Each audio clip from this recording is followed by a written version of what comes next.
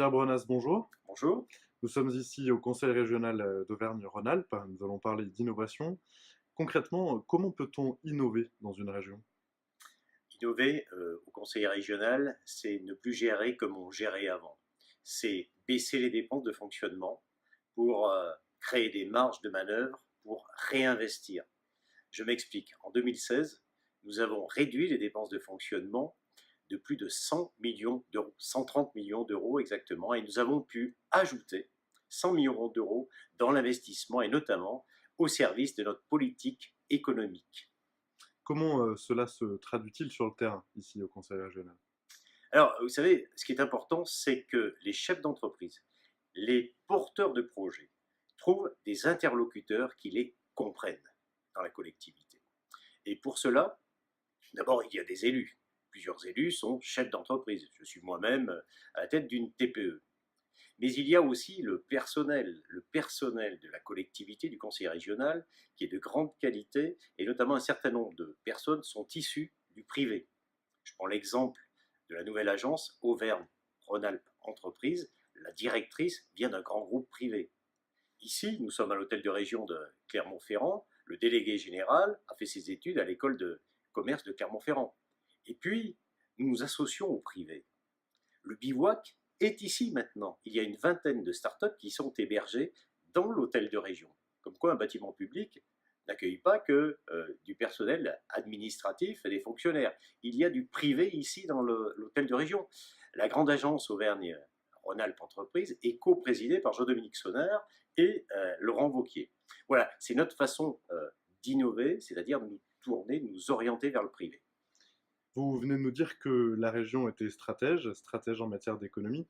Quelle est véritablement cette stratégie mise en place aujourd'hui? Alors, le saupoudrage généralisé, c'est terminé. Aujourd'hui, nous arrosons ce qui pousse. Et nous avons décrit 8 filières d'excellence sur Auvergne-Rhône-Alpes.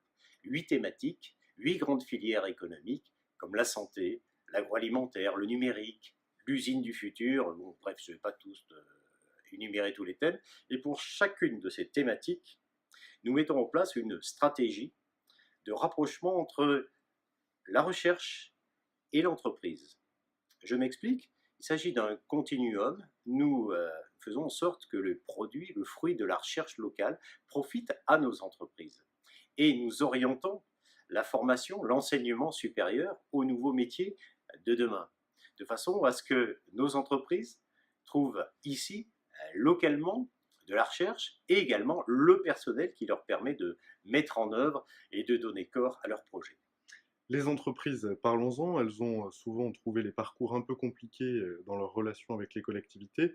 Quelle est la position ici au Conseil régional d'Auvergne-Rhône-Alpes? Oui, c'est la raison pour laquelle nous avons établi un accueil. En un lieu unique, il y a ce qu'on appelle Innoverne. Innoverne accueille le porteur de projets innovants.